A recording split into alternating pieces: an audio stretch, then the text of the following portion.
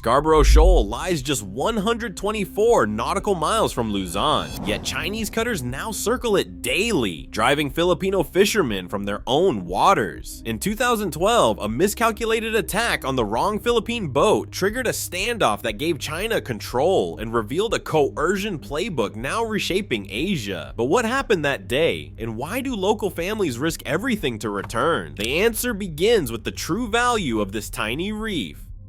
A triangle of coral and sand, Scarborough Shoal sits 124 nautical miles west of Luzon, well inside the Philippines' 200 nautical mile exclusive economic zone. The lagoon at its center covers 150 square kilometers, smaller than Central Park, but its shallow waters shelter boats from typhoons and storms sweeping in from the Pacific. For generations, the shoal has been a lifeline for fishing towns along the Zambales coast. Here, the sea yields tuna, grouper, and squid worth millions of dollars each year, supporting thousands of families.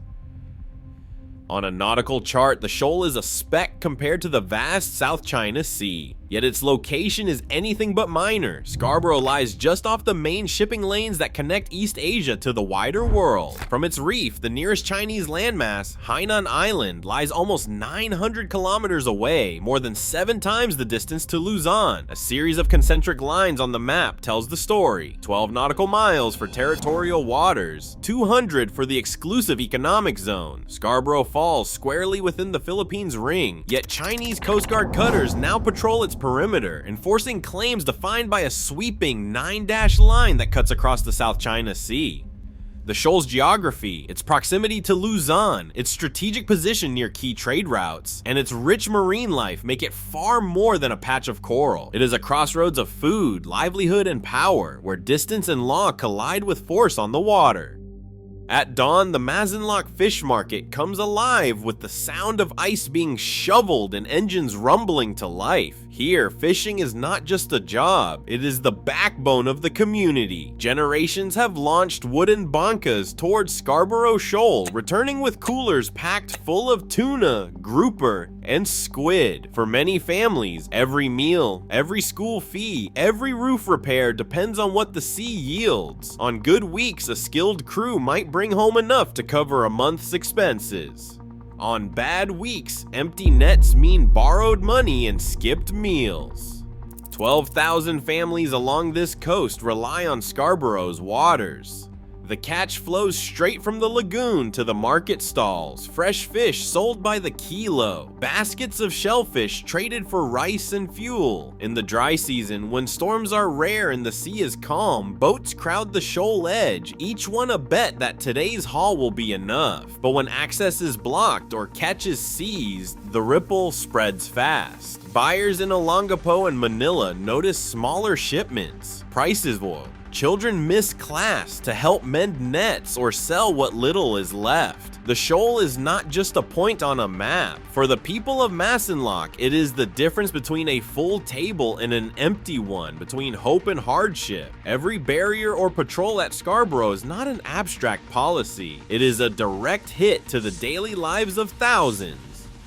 On April 8, 2012, a Philippine Navy surveillance plane swept over Scarborough's lagoon and spotted 8 Chinese fishing vessels anchored inside the reef. The images relayed back to Manila showed boats packed with giant clams, sacks of coral, and live sharks, species protected under international law. Within hours, BRP Gregorio del Pilar, the Philippines' largest warship, was dispatched from Subic Bay, cutting through calm seas toward the shoal. By sunrise on April 10th, its gray hull loomed at the lagoon's mouth.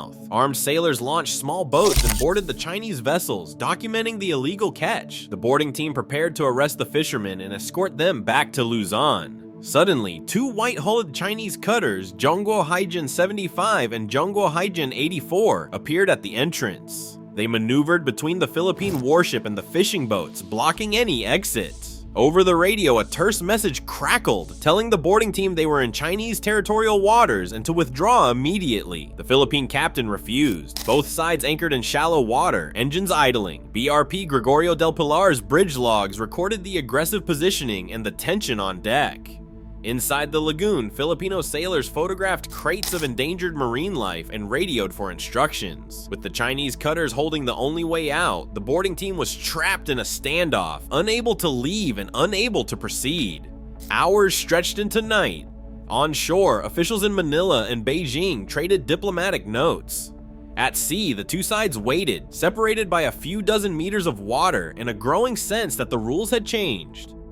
On June 17, 2012, the last Philippine government vessel pulled away from Scarborough Shoal. The order followed weeks of tense negotiation, with the United States acting as a go-between. Washington's proposal called for both sides to withdraw their ships at the same time, a diplomatic exit meant to end the standoff peacefully. Foreign Secretary Albert Del Rosario relayed the plan to Manila. President Aquino's government agreed, hoping the move would restore access for Filipino fishermen and avoid a direct clash with China. But as the Philippine Coast Guard vessel steamed east toward Luzon, nearly 30 Chinese ships remained at anchor inside the lagoon. Beijing insisted there was no binding deal, denying any promise to pull out.